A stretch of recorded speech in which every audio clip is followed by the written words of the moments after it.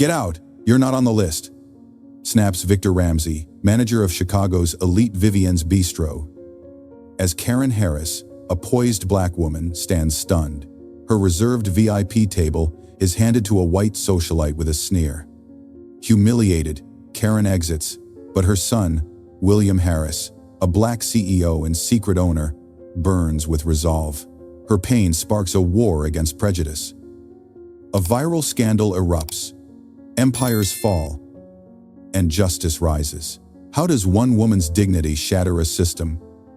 Stay with us. This outrage demands a reckoning. Share your city below and subscribe for more. Chicago's Magnificent Mile pulses with timeless splendor.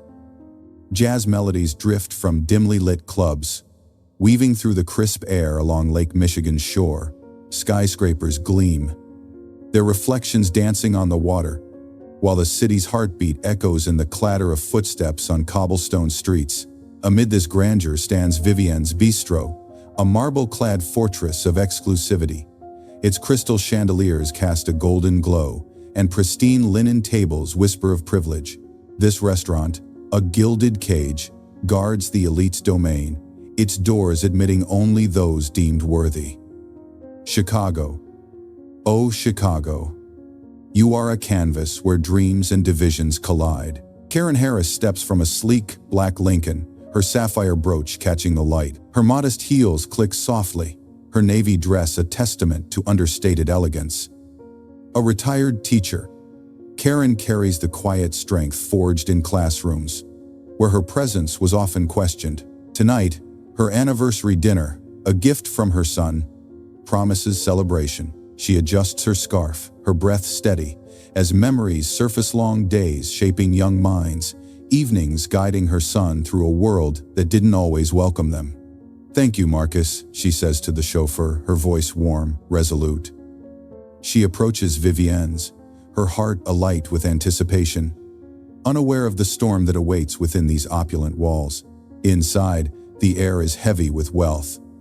Patrons, draped in finery, sip from crystal glasses, their murmurs blending with a pianist's gentle chords. Karen's entrance draws glances, some curious, others tinged with disdain.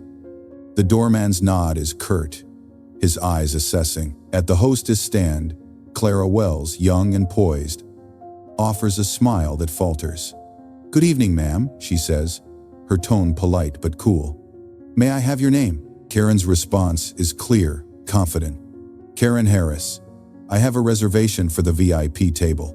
Clara's fingers pause over the leather-bound book, a flicker of doubt crossing her face, planting a seed of unease.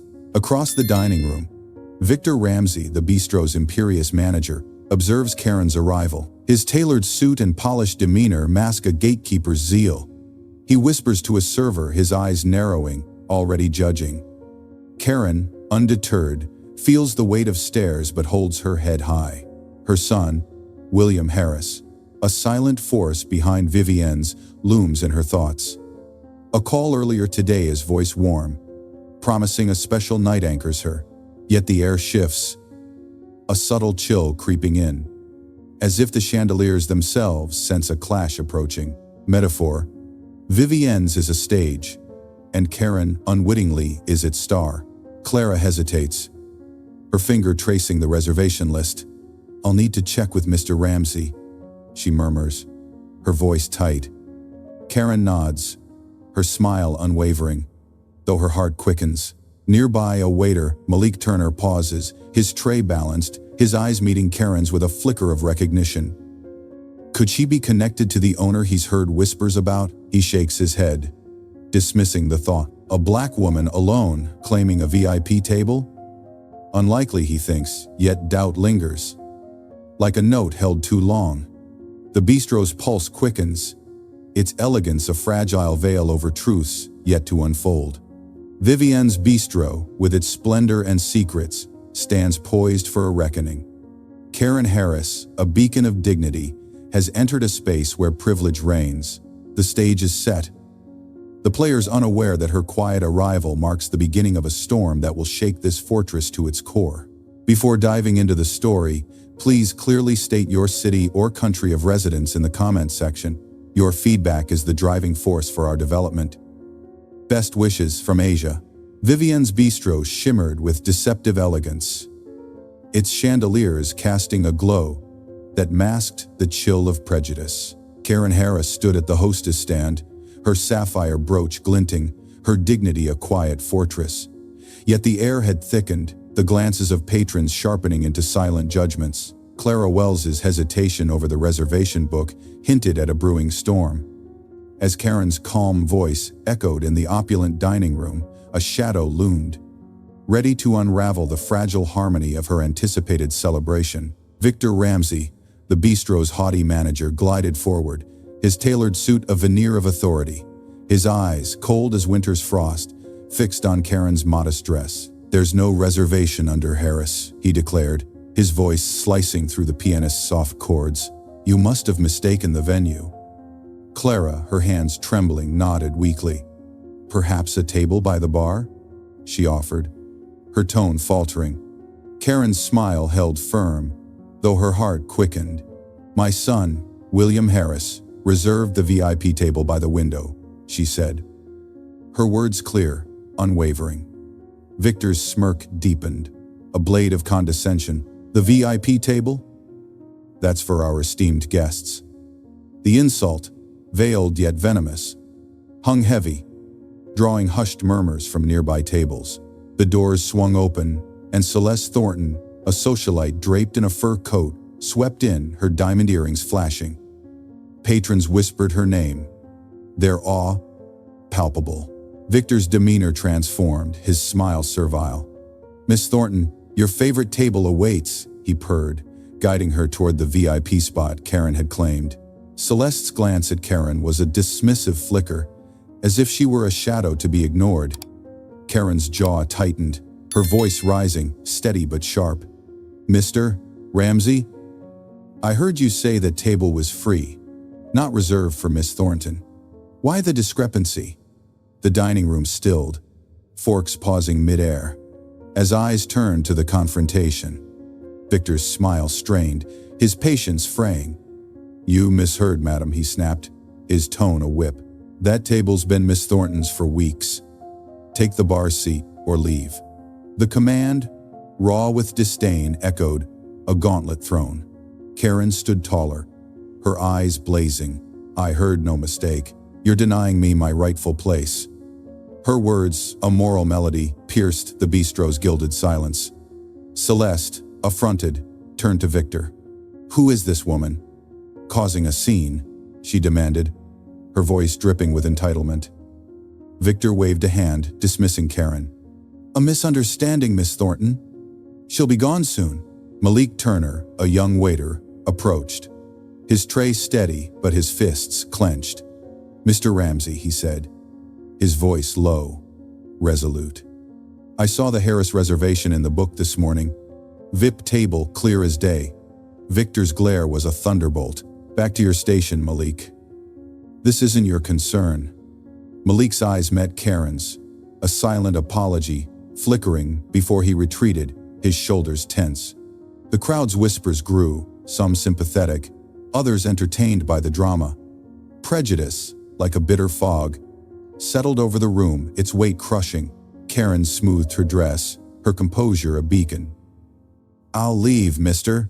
Ramsey," she said, her voice carrying. "But my son will hear how Vivienne's Bistro treats its guests." She turned, her heels echoing on the marble, each step a note of defiance. Outside, she dialed William, her voice steady despite the tremor in her hands. "We need to talk, son," she said. Her resolve a fire kindled. The bistro's facade loomed behind her, unaware that her exit marked the spark of a reckoning. As Karen's silhouette faded into Chicago's night, the dining room resumed its false harmony, but the air vibrated with unrest. A patron's phone, discreetly recording, held the seed of a storm that would soon engulf Vivienne's. "Are you eating well today, dear listeners? A nourishing meal fuels your spirit. Share your favorite dish in the comments, and let's ignite this tale further." Karen Harris's dignified exit from Vivienne's Bistro left a wound that pulsed through Chicago's glittering night.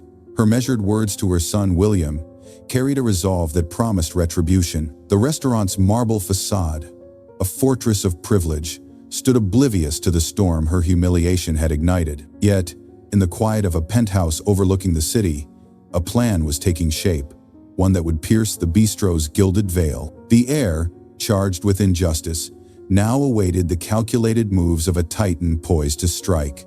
High above the loop, William Harris stood in his sleek office, the Chicago skyline a glittering backdrop.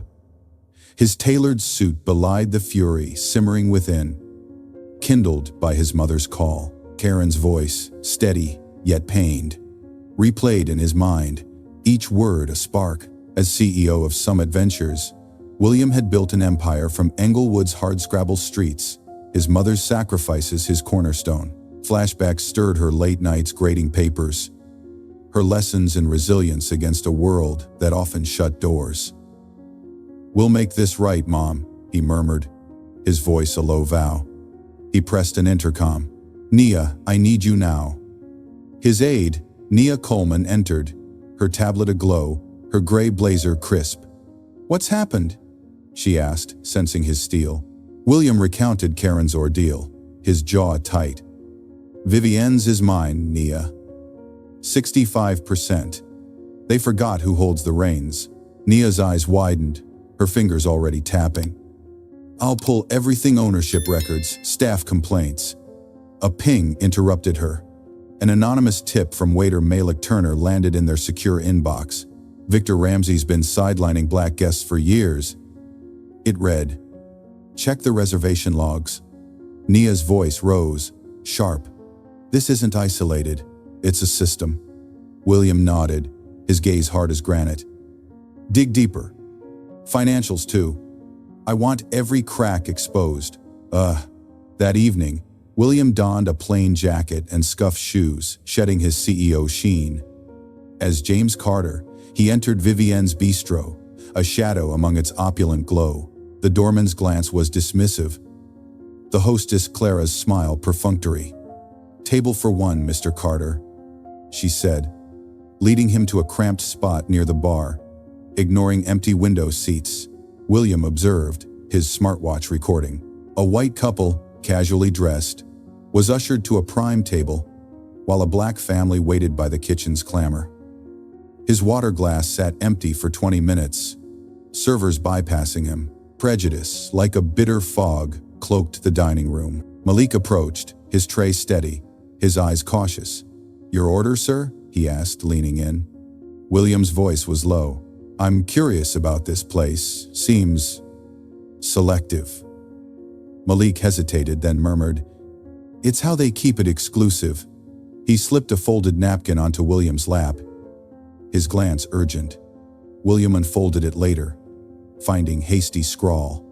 "Ramsey's dangerous. He's buried complaints before."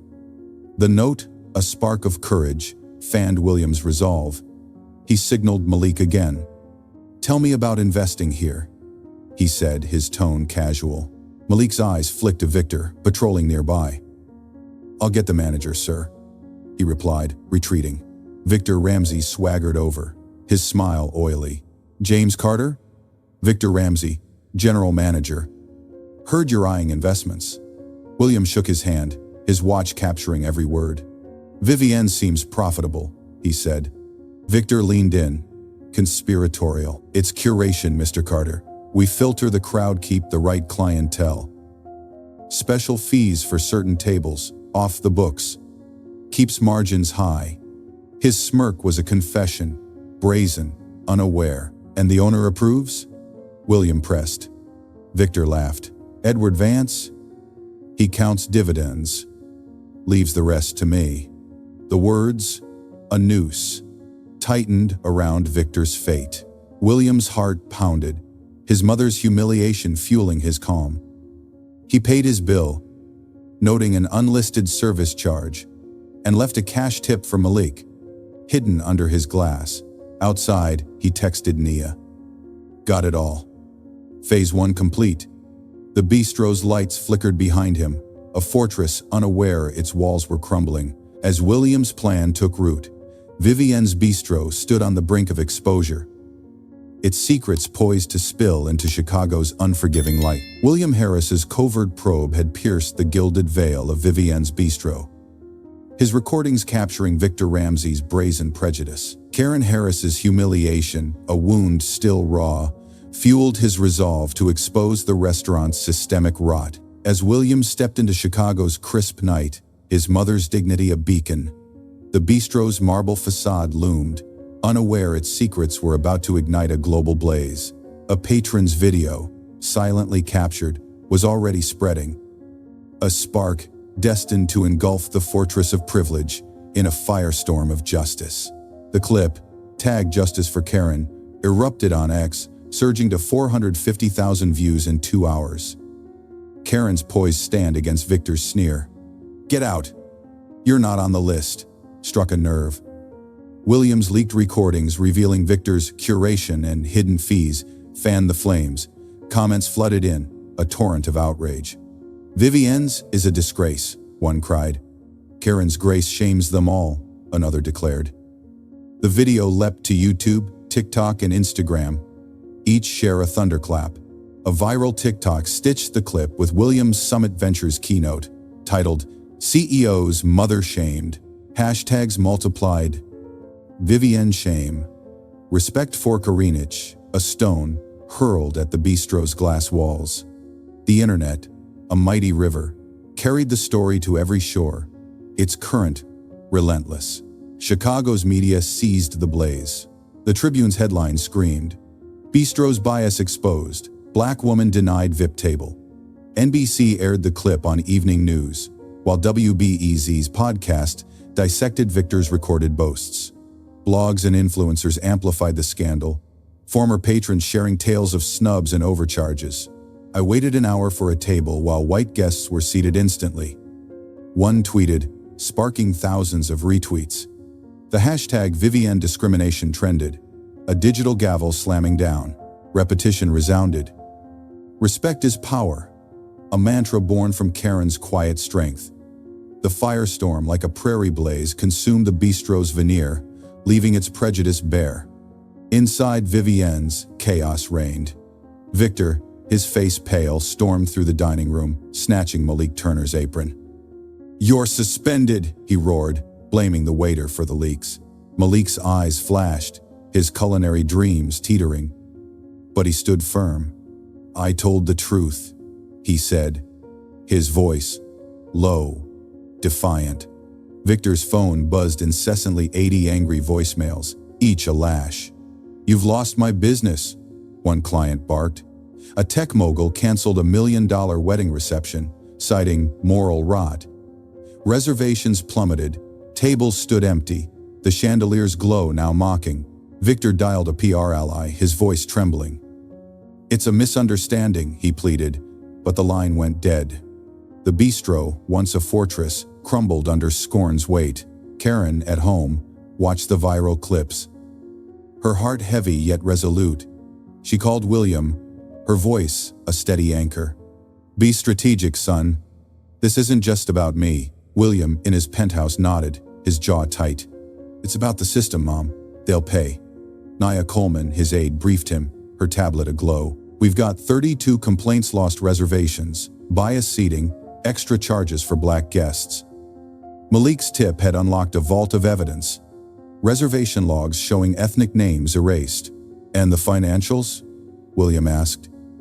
Nia's eyes gleamed. "Victor's been skimming $10,000 a month. Off-book fees." William's plan solidified. A shareholder meeting, his 65% ownership a hidden sword. Outside, Chicago's Southside activists rallied, their signs bold, "Respect for all." Echoes of 1960s marches pulsed through their chants, tying Karen's fight to the city's civil rights legacy. Protesters waved banners outside Vivienne's, their voices a drumbeat. A jazz band joined, horns wailing in solidarity, the music a cry for justice. The crowd swelled, drawing news vans and onlookers, the bistro's facade a backdrop for rage. Metaphor. The video was a wildfire, torching privilege's dry husk. The city, alive with fury, demanded change. Celeste Thornton, the socialite whose table displaced Karen, watched from her Gold Coast penthouse. Her family's alderman ties a shield. Her phone rang her cousin, Alderman Thornton, his voice tense. Carter's River North project is stalled. Zoning's frozen. The Thorntons flexed their muscle, delaying William's $10 million development. Celeste smirked, texting Victor, "Crush them." Yet unease crept in.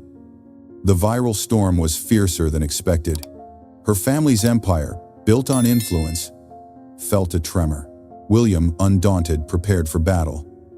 "Call the shareholders," he told Nia. "Tomorrow, we strike."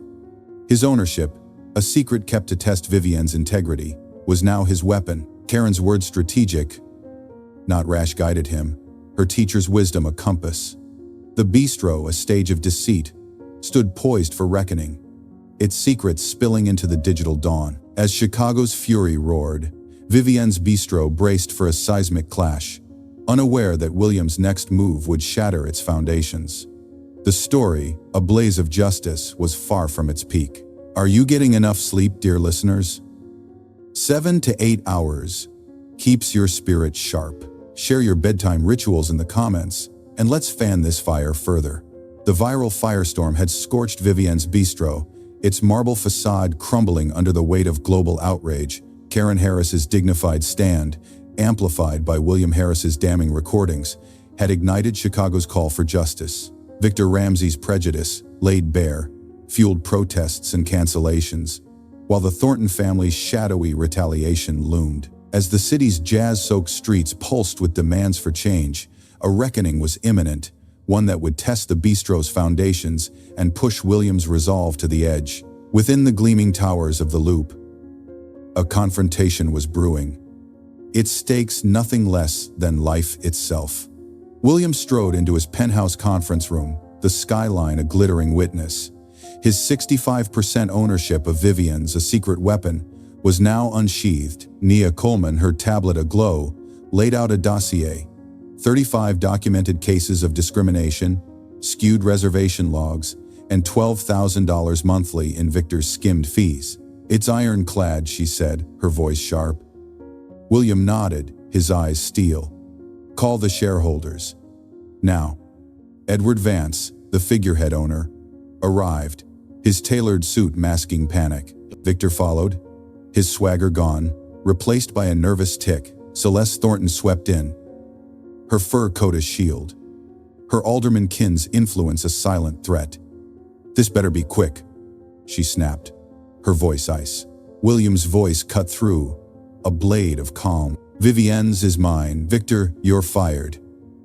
Gasps echoed as Nia slid evidence across the table: reservation manipulations, bias seating, financial fraud. Victor's face blanched. "You can't," he sputtered. "I'm the manager." William leaned forward, lethal. "As majority owner, I'm managing director. Your keys now." Edward, sweating, stammered, "I knew nothing." William's gaze pierced him. "Your ignorance profited from prejudice. Sign over your shares, Edward, or face the IRS." Edward's pen shook, signing away his stake, his empire dust. The room, a crucible, burned with consequence. Celeste's eyes narrowed, her composure a thin veneer. "You're playing with fire, Harris. My family owns this city. Your River North project's dead." Her words, a venomous hiss, promised ruin.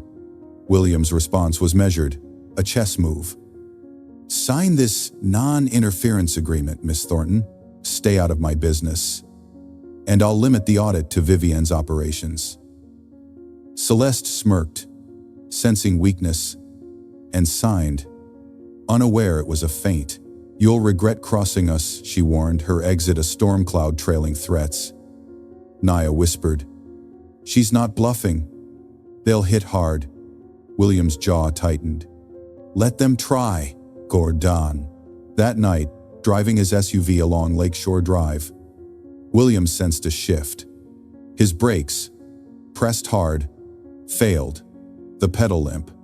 The city's lights blurred as his vehicle hurtled forward, a Thornton-orchestrated death trap. Heart pounding, he downshifted, engine roaring, and steered onto the shoulder, the guardrail scraping until the car halted.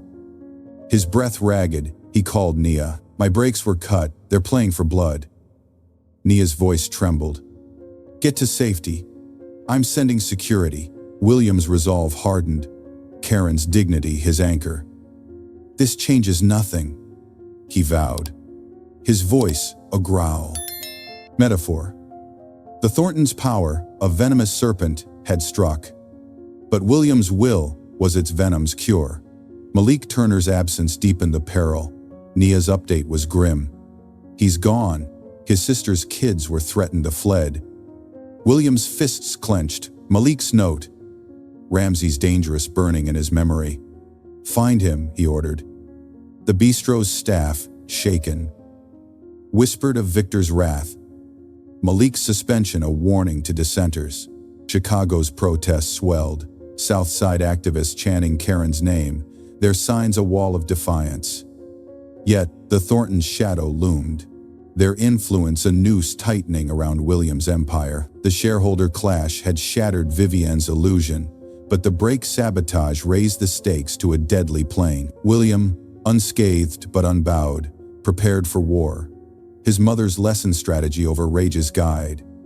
The Bistro, a stage of deceit, now faced a titan's wrath, its fate hanging by a thread. The deadly sabotage on Lakeshore Drive had pushed William Harris to the brink. His survival a testament to his resolve.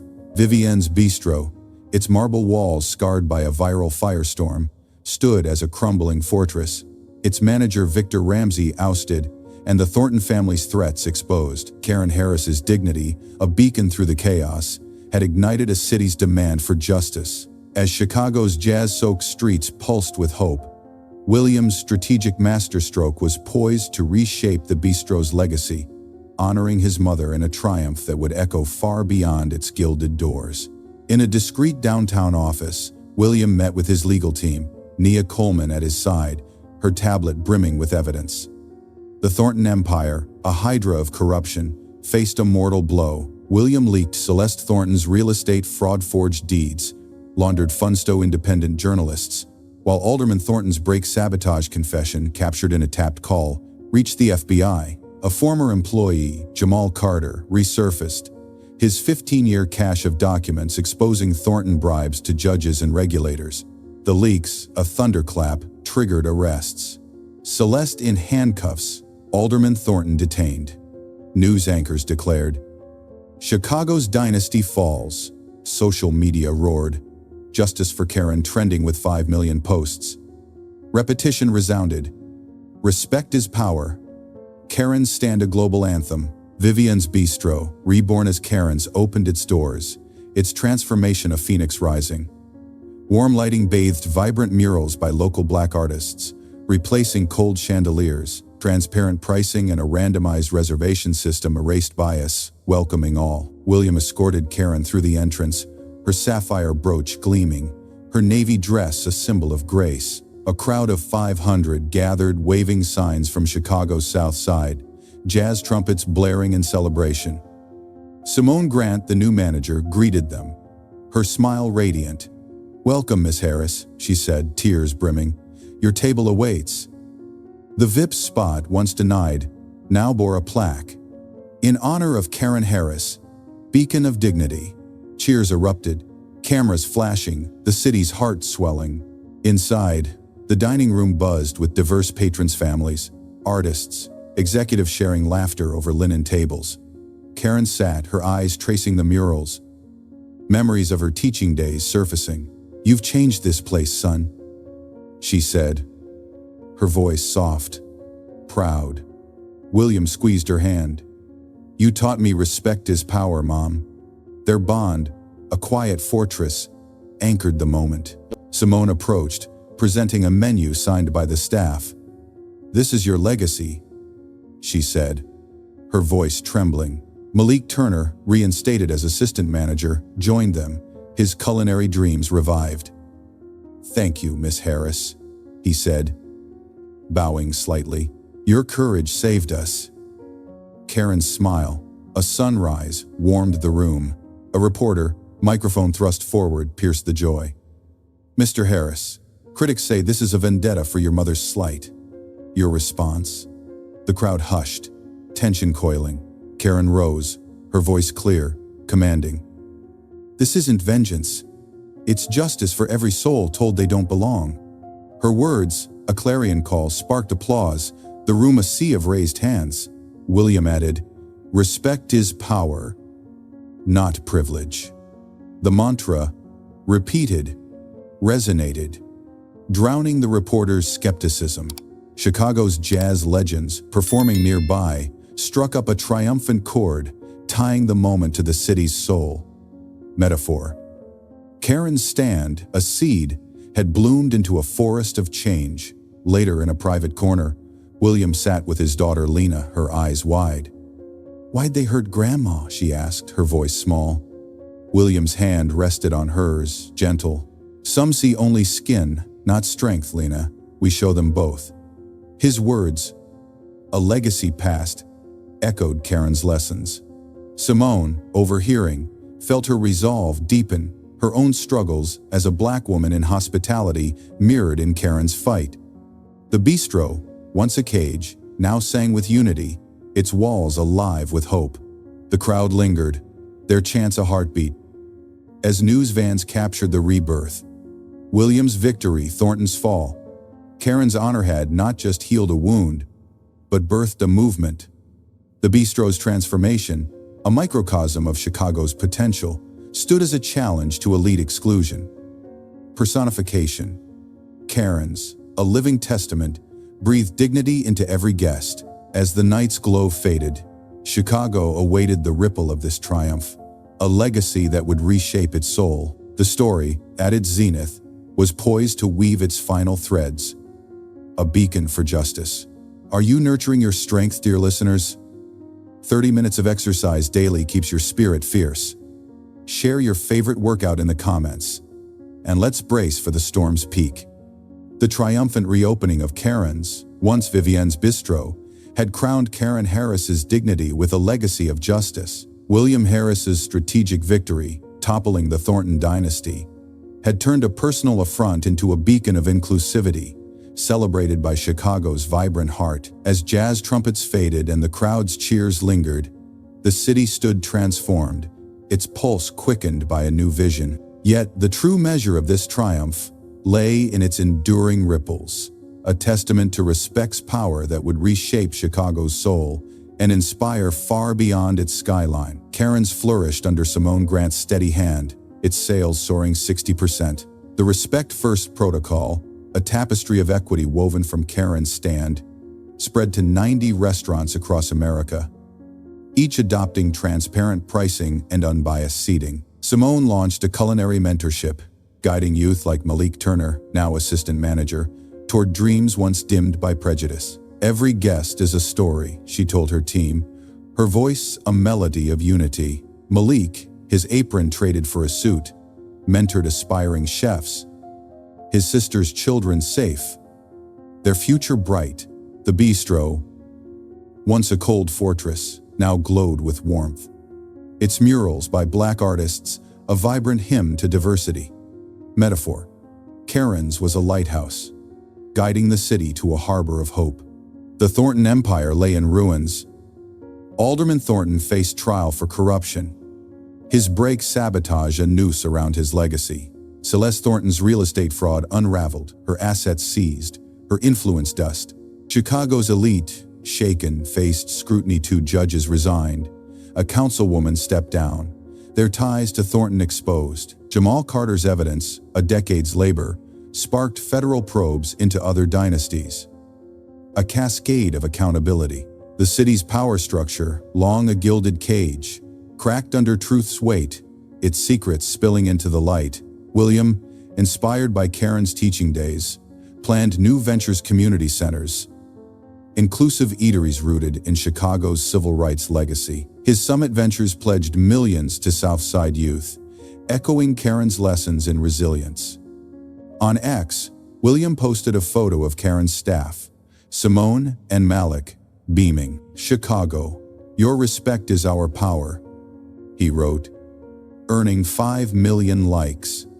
Global stories of standing against bias flooded in, a digital chorus of change. Karen, gifted a signed menu from the staff, framed it, her bond with Simone a quiet vow of sisterhood. Chicago's mayor lauded Karen's, declaring it a model for diversity, its protocol a blueprint for city policy. Activists, their protests now celebrations, danced at Karen's, jazz bands weaving history into harmony. The bistro became a pilgrimage, patrons drawn by its story of rebirth. William, in his penthouse, reflected on Karen's words. Respect is a bridge, not a wall. Her journey, from a denied table to a named legacy, had turned pain into purpose. Personification. Karen's, a living heart, beat with the city's renewed spirit. One evening, William drove Karen through Chicago's glowing streets, the bistro's sign a star in the dusk. "It's alive now," Karen said, her eyes tracing the skyline. William smiled, his voice warm. "Because of you." Their laughter, a symphony of victory, filled the night. The city, once fractured by privilege, stood united, its jazz a song of solidarity. Yet, William knew the fight persisted. Other elites lurked, their systems intact. Karen's was a battle won, a template for wars to come. As Chicago's transformation took root, Karen's stood as a monument to justice, its light a call to dismantle exclusion everywhere. The story, a tapestry of triumph, invited all to weave their own threads of dignity. Karen's, once a fortress of exclusion, now stands as a radiant beacon in Chicago's vibrant heart. Its transformation a testament to Karen Harris's unyielding dignity. William Harris's triumph, dismantling the Thornton dynasty and reshaping a city's soul, has woven a tapestry of respect that pulses through every street. As jazz melodies fade and the bistro's warm lights dim, the story's embers glow, inviting us to reflect on its profound lessons. This final chapter, a gentle close, offers solace, wisdom, and a call to carry the flame of justice forward. Chicago shines anew, its skyline a canvas of hope. Karen's, with its vibrant murals and open doors, welcomes all. Its 60% sales surge a mere shadow of its true wealth: trust. The Respect First protocol, now in 90 restaurants, echoes Karen's stand, a bridge spanning divides. William, driving Karen past the bistro, pauses, her sapphire brooch catching the moonlight. "You taught me to build bridges, Mom," he says, his voice soft, warm. Karen's eyes, tracing the sign bearing her name, shimmer with pride. Memories of her teaching days guiding students through bias, lifting her son above scorn's surface, her laughter a healing balm. Metaphor. Justice, a river, flows gently, carving paths of unity through stone. This story unveils timeless truths. Respect, not privilege, is power, a currency richer than gold. Karen's grace, unbowed by Victor Ramsey's cruelty, shows dignity as a shield against injustice. William's courage, risking empire and life, proves one voice can shatter systems. Simone Grant's leadership, Malik Turner's redemption, and Jamal Carter's evidence remind us that collective resolve topples dynasties. Dear listeners, challenge prejudice in your world at work, in shops, within hearts. See every soul as a story. Their worth not in attire, but in essence. Karen's stand, a seed sown in scorn, bloomed into a movement, and you too can plant such seeds. Your actions ripple, like Chicago's jazz through its streets. Share your tales of defying bias in the comments below, each a note in our shared symphony. Subscribe to Heroes of Heart, where stories of ordinary courage spark extraordinary change. Watch our video on William's rise from Englewood to Summit Ventures CEO, a journey mirroring your own potential. Follow Karen's example. Treat every stranger as a catalyst for justice. Imagine a world where respect reigns together. We can forge it, one act at a time. The city's heartbeat, once fractured, now pulses as one. Karen and William, driving through Chicago's glowing avenues, carry a legacy that endures. The bistro, its sign a star in the dusk, stands as a vow. No one belongs less. As Southside activists celebrate, their chants weave with jazz, a song of solidarity. William's vision: more inclusive spaces, more battles. One burns bright. Karen's lessons, his guide, personification. Karen's, a living heart, beats with Chicago's renewed spirit. Its pulse, a call to all. This story closes, but its light lingers.